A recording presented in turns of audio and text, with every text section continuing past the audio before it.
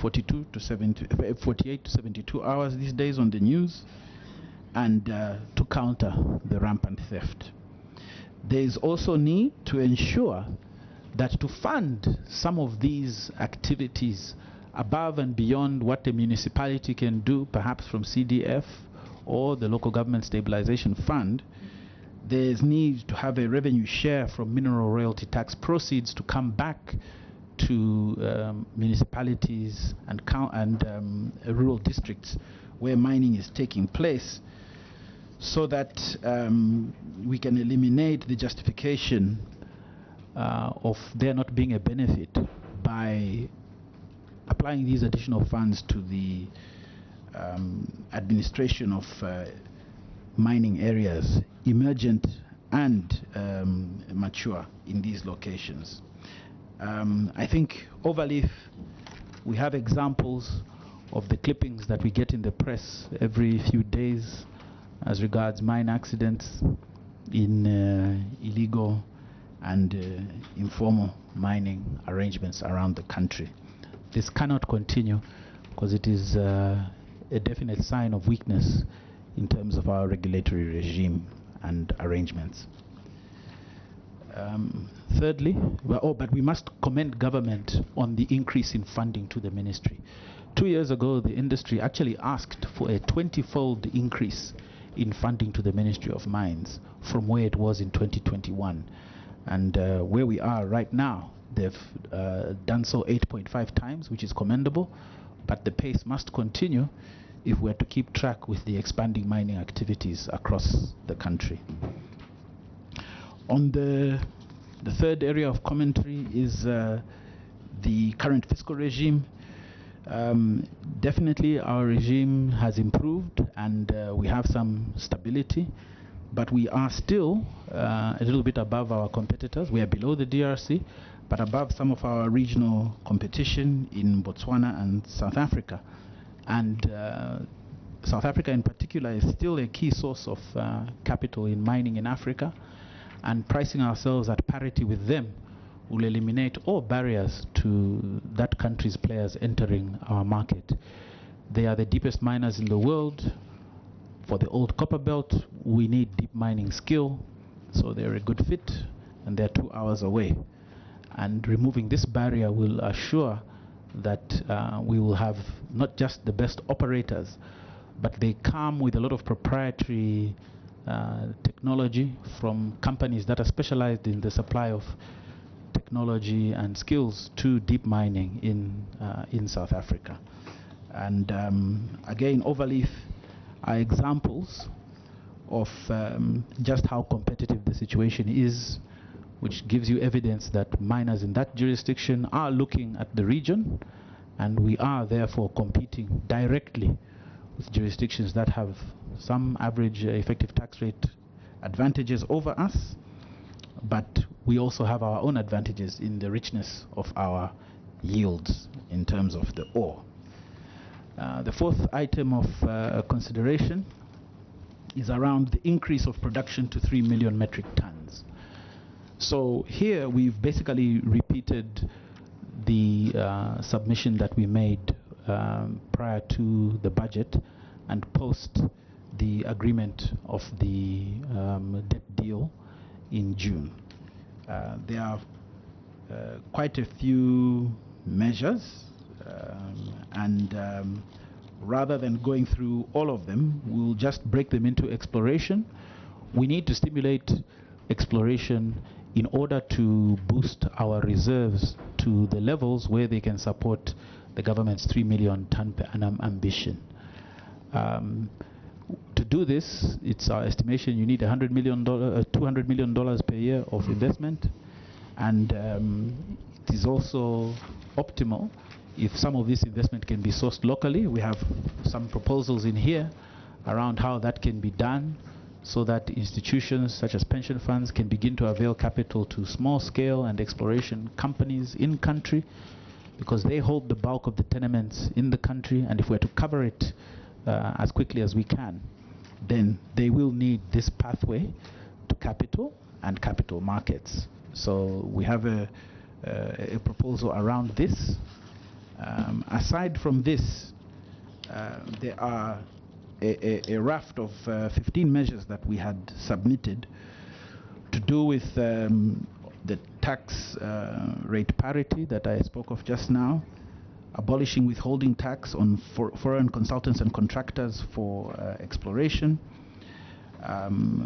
changes to withholding tax provisions for non-resident investors, and the removal of VAT on exploration equipment and vehicle duties. It was removed for operators but not for explorers. And there are several provisions. We've got a repetition of what's required for small-scale miners, and there are standard provisions which deal with the competitiveness of our jurisdiction globally around allowing taxpayers to determine the timing of wear and tear allowance claims, increase of loss carry forward from 10 to 20 years, and the removal of interest limitation in the first 5 years of a new investment. In closing, we just wanted to demonstrate to the committee that the changes that have been made are already yielding progress. There's the fact that we need this $200 million a year, and in exploration alone, and roughly about $2 billion a year, or one new Kalumbila copper every year for the next 10 years, if we are to achieve our goal. And recently, the Oxford Economics Control Risks Africa Risk-Reward Index, on which we have been a laggard for many years, has actually adjudged Zambia to be the most improved jurisdiction on the continent in terms of reward for risk taken.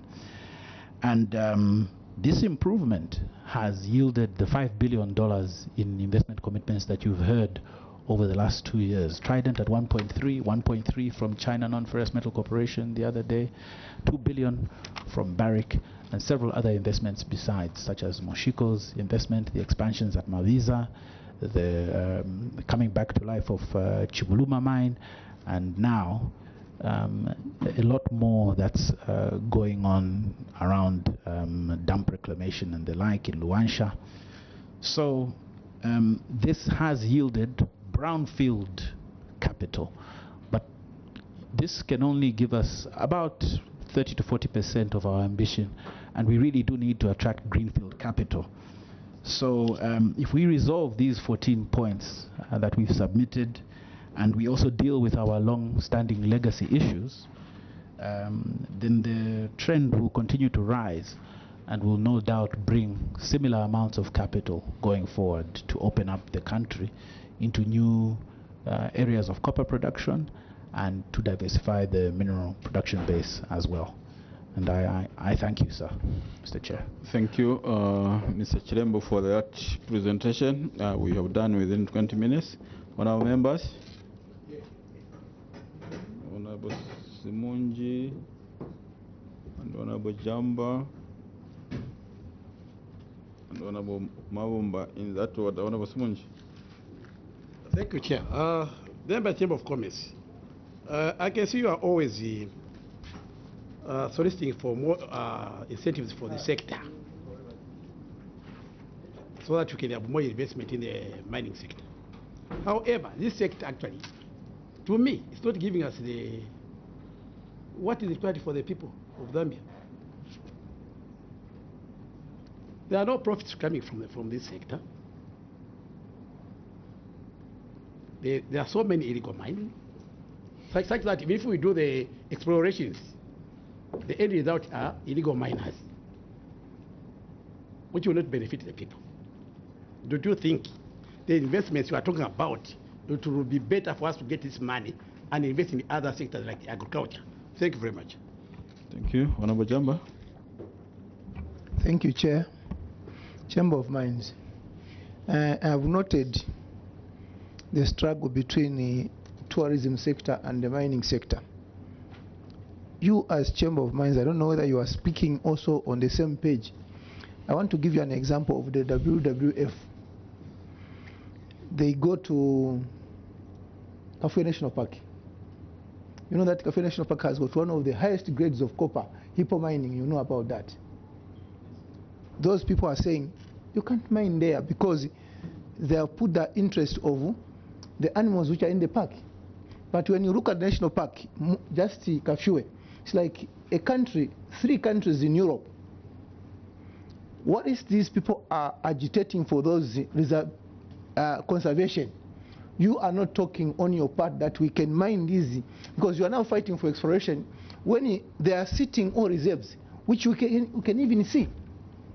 Why don't you negotiate with government that can you hive off this area which has got copper grades which are very high and massive, so that we quickly reach this 3 million, than trying to be fighting for things which are like Mufurira, which are finished, and KCM is finished, but these are green fields which have got so high grades of copper. When WWF is going on the radio, you as Chamber of Mines, you are nowhere to be seen. Nowhere to be seen. You don't even talk about it. You just hear them because they want to live life vicariously. Someone has not seen a lion in America. They want to see it here in Africa. What is we are poor. We can't do anything. What is your comment? Thank you. Thank you. Honorable Mumba. Thank you, Chair. For me, Zambia Chamber of Mines, from the Statistician General, from the presentation which he made, is that mining and quarrying hasn't been contributing significantly. And maybe just to give you an example, in 2021 it was in the negative, 2022 in the negative, both in terms of growth as well as in terms of contribution, obviously, to GDP. Year in, year out, you've always come to look for incentives for the mines, and it looks like the country doesn't receive much from yourselves. And I'm sure if you have done a benchmarking study, if you look in Botswana here, just our neighbor, if you have attended to the budget presentation in Botswana and you hear how much money is allocated to looking at their population, how much money is allocated to the sectors, you would wonder, simply because they are benefiting from their diamonds. If you have done a benchmarking study with Tanzania, during the tenure of President Magufuli, may he so rest in peace, the mines were not given all these incentives, but Bariki Gold Mine paid $300 million because they were told they were underestimating how much they were supposed to pay. So, Chair, my question is, what is it that the government should do, maybe other than what you have proposed, to ensure that we as a country also begins to benefit from our mineral resources compared with what our colleagues in the neighboring countries are getting, which we are not getting, but year in, year out, you want just to get free things. I'm sorry to say that. So what is it that the government should do? Thank you, Chair. Thank you. Mr. Chilembo, you can respond to those questions. Thank you very much, Mr. Chair. I think I'd like to begin first with Honorable Jambwa? Honorable Jambwa. Yes. On the mining in protected areas, because it will feed into the rest of the discussion. This is a very hot button issue across the world, and our members operating in so many jurisdictions treat this with the utmost seriousness. Unfortunately, most of the companies that are operating in these areas in country are not members of the Chamber of Mines, and this is probably why they may not be handling operating in such areas in as responsible a manner as our members do in other jurisdictions.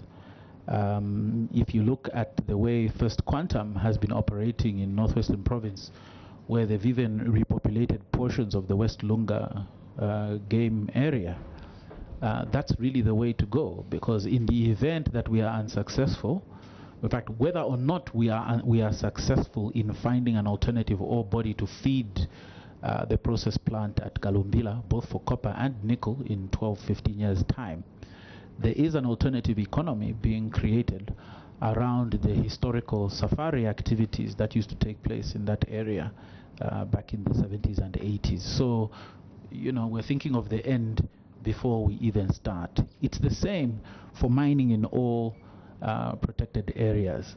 Palabora copper mine is very close to the Kruger National Park in South Africa, and you'll be going there and finding wildlife all around you. Even in Botswana, Jwaneng Diamond Mine operates in something of a protected area. So it can be done, and it's definitely something which we have to begin to grapple with as a nation, because if the premise is that these things are not to benefit us, then we must also understand that some of the mines, such as Hippo, of which you speak, and there's another prominently covered one in the press, actually predate Zambia as a country.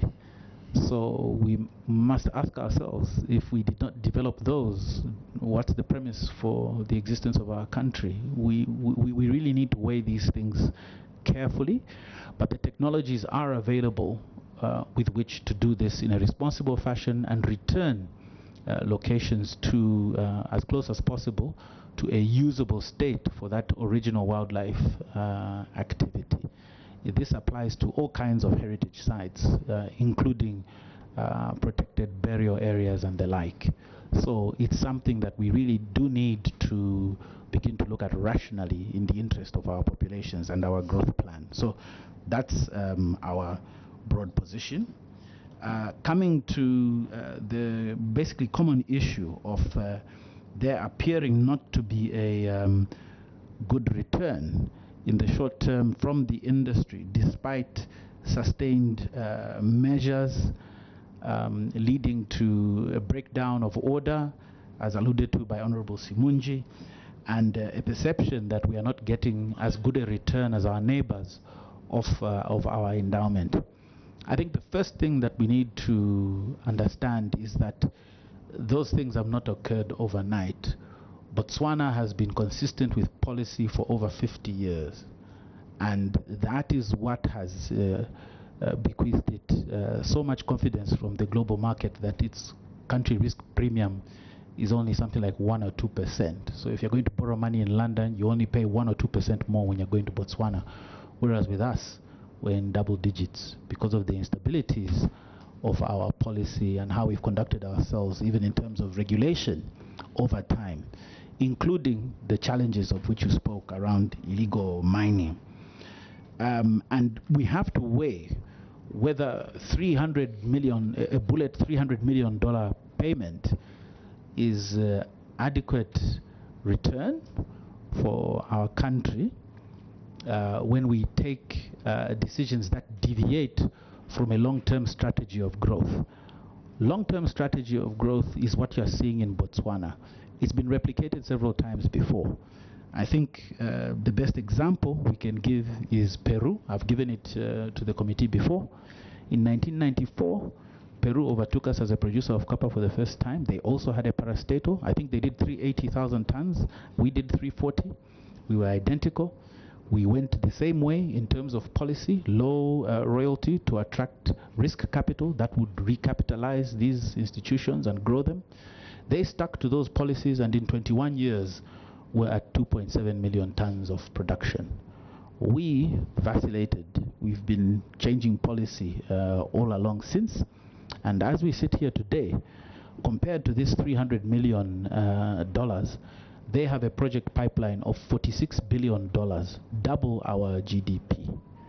I think there is no basis on which deviating from proven strategy will help us. We need to maintain a long-term view, and it must be understood that these problems have accrued over a very long time. So the wish list may appear long, but it's accrued over a long period of time. And as you've heard the Minister of Finance say, nothing can be completed in a day. So we are satisfied with the gradual resolution of these matters, but we must continue to present the reality that there are a lot of outstanding issues and that we are not alone in the game. If we don't address them, we will repeat an unforced error that has cost us quite significantly in the recent past. About 2015-16, we introduced a duty on concentrate imports from the DRC when we had significant investments in refining here, when DRC was a difficult jurisdiction in which to operate. The introduction of that duty led to a small trade war. They slapped a duty on our sulfuric acid exports, and the long and short of it is that they have built refining capacity within their own jurisdiction, and we have lost business. Therefore, our refineries are not running at full capacity. We don't need to make such unforced errors. We need to keep our eyes on the ball so that one day we too can be like Botswana and can be like Peru and really point to the progress that has been attained over time. Thank you. Honorable Brenda Nyirenda. Thank you very much, Chair. Zambia Chamber of Mines. What bothers us as Zambians is that these mining companies, they always declare losses, and yet just these whom you are calling illegal miners will go and get few pieces of gold and they will be in a position to make money.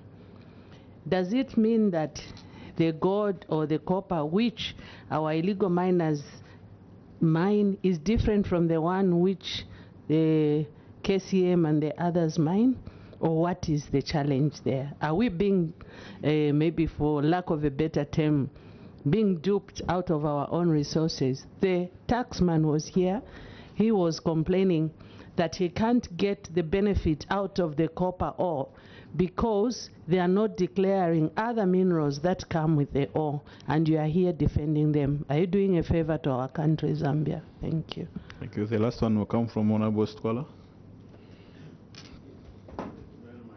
Chair, and maybe also just to augment the question by Honorable Nyirenda here, I'm a bit concerned, Zambia Chamber of Mines. First of all, I want to hear what relationship do you have with the government? Is there anything that we are achieving in as far as mining in this country is concerned? We don't seem to be really getting anywhere. What are your plans for the next 5 years? What do you see as achieving? And is there anything that we have achieved in the last 5 years for you to exist as a Chamber of Mines and to be regarded as a very relevant institution in this country? Just update us. Thank you. Thank you. You can respond to those. Thank you very much, Mr. Chair. Honorable Nyirenda, we have to look at mining as a business. Now, as in any other business, there are times that people get lucky. If you are talking about gold, there are two types of gold deposit. Primary, which are the source of flakes, if you like, and secondary, which are washed out of that deposit and end up randomly collecting in locations around a riverbed. Often, the lucky find those and do very well. But it is a difficult business to repeat. If you want to repeat the business, you have to spend a lot of money doing aerial surveys, doing exploration and the like, so that you can profitably extract primary deposits that are there. It's the same with any other mineral. If you are lucky and you will pick it up, if we can look at amethyst in the 1980s here in Lusaka, every schoolboy in Lusaka will tell you that we used to have amethyst on our in our pockets and on our tables, even in some places in the driveway. But about 1983, all those stones vanished. That was a period when you could have gotten lucky. But it was all mopped up, and now we are in Mapatisia mining at the world's largest amethyst mine to recover the same thing. So we cannot base our policy around getting lucky. We have to be methodical and apply appropriate amounts of capital to get this done consistently. When you do that, you don't get the super returns that you get from being lucky. So we have to look at what the norm is in mining. Generally, 15% across minerals is the norm, but we are quite lucky right now in copper because of the once-in-a-100-year price strengthening that we are seeing because of the demand drivers around green energy and EVs.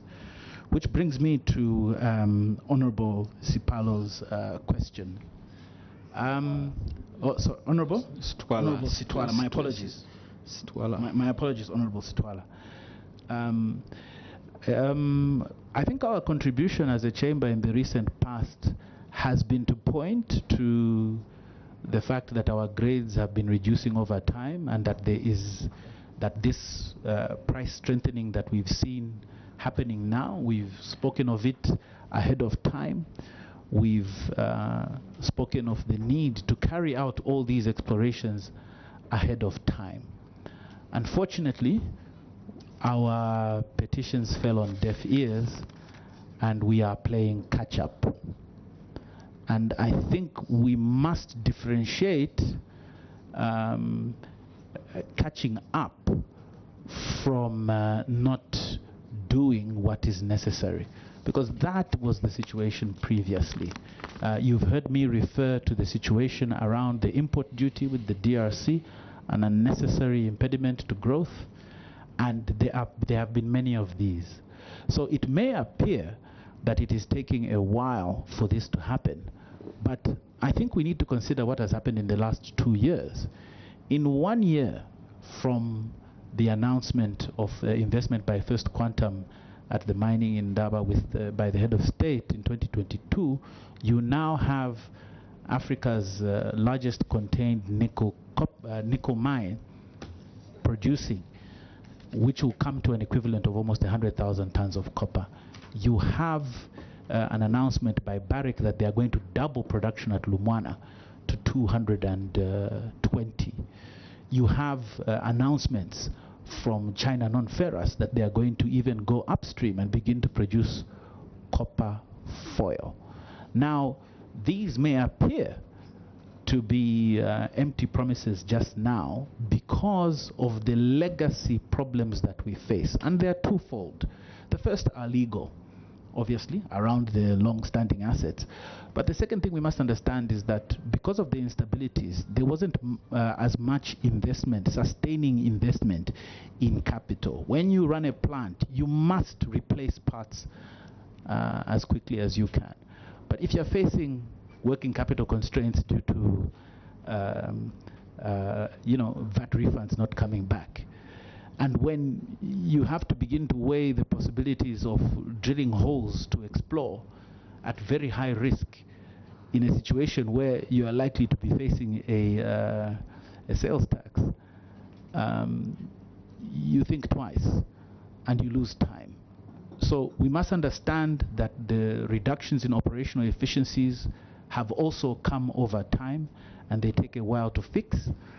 But I think $5 billion in brownfield capital in 2 years, and Africa's biggest nickel mine, are great achievements.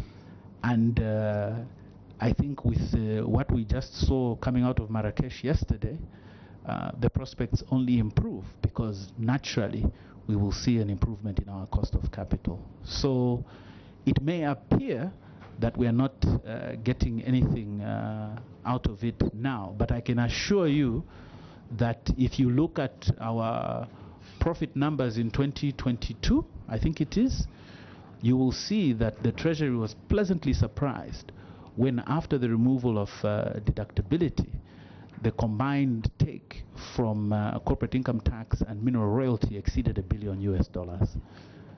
So, under the right circumstances, the return comes. It's just that if market conditions turn as they have done, and we begin to face these legacy operational challenges that have accrued over time, you face tough times. But the overall trend will revert to upward, and we will make progress. And I thank you, sir. Thank you. Zambia Chamber of Mines. Just before you close, okay. I just want to ask, why has the government placed its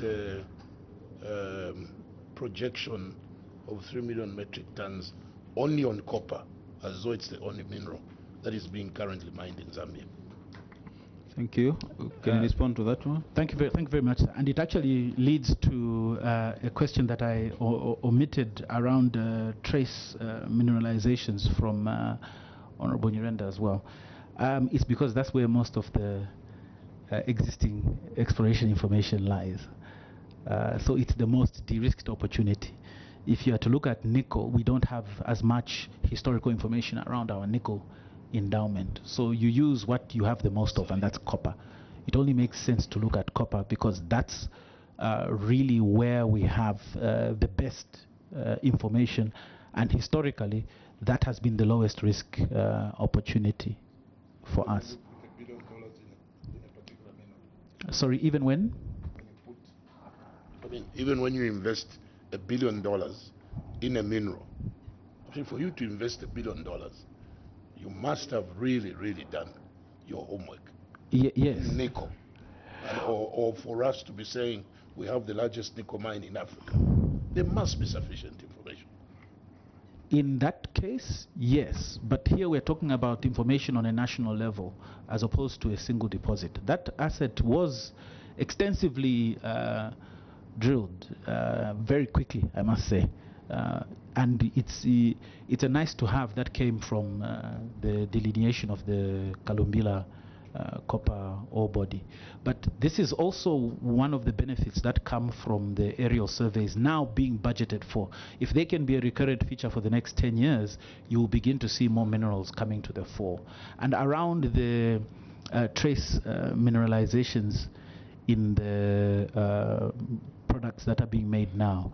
In the 70s, when everything was under one company, and when we were mining in the shallower strata of the copper belt, the shallower bands of ore in the copper belt, when you are in shallower bands, you do see a lot more of these other minerals, your vanadium, selenium, silver, copper, silver, gold, cobalt, and the rest. But now we are mining, generally we are mining deeper, and we are mining what's called the basement, which is a much lower grade and more consistent ore body, which doesn't have so many of these credits. They occur randomly, and the economics of recovering these is a highly specialized area, which is something that I think perhaps government can facilitate opportunity for the exploration of. Yeah, I think that's probably how it needs to be looked at. Again, purely as a business case of replicating what ZCCM had done under the new environment, where we may not be getting as consistent a stream of one type. I have a feeling if you look at the numbers now, you'll see a lot more minerals. Yeah, it's something that you need to look at on from an individual business case point of view. Yes. Okay, thank you, Mr. Chilembo, for coming through. I think without end out, I think even you can tell that these members are really concerned about. This is one of the biggest industry where we are expecting a lot of revenue to take us out of these problems that which we have. But at the end of the day, sorry to use that term, it's like we can't see anything happening. There's a mine which one of the mines which came in to present. They said no, they're employing about 12,000. That is good in terms of jobs, maybe. But when you look at the real value, okay, it's very difficult, and these members are really worried about your industry. A mine in existence for 98 years. Even in the midst of all those changes we're talking about, the instability of in terms of the policies and the like. But at the back of it again, I think there are a lot of questions that needs to be to be answered. And naturally, you know, in politics, this political party will come, will go, they'll bring in this. But we need to see that kind of stability. So I think you have a lot of work to do. That said, it doesn't mean that these members are not there to support. And that's why they're raising these concerns. They're waiting to support, to see that this industry takes us somewhere. So I thought maybe just in closing, I should just make that as a comment as we close. we are very concerned, and I would say that these members are not happy about what is currently obtaining. And for a long time, it's been the same song. So, and you know, when you look at in this room, we are all Zambians, meaning we have a duty to protect the resources for our people. Some are saying the foreigners are benefiting more than us. Even with these challenges, we still see investors wanting to come. And you wonder why can't they say no, mining is not a core area. But they still come. They want all those 20 years incentives we are giving them, and they still say no, you don't make profit. So anyway, I thought I should make that comment. Having said that, Capricorn of the laws of Zambia in terms of the immunity that which was given earlier on you also end here. Do have a good day. We are here. We are willing to give you all the support that which you need to make sure that the systems are running. Thank you very much. Thank you very much, Mr. Chair, and honourable members. Thank you very much. Thank you.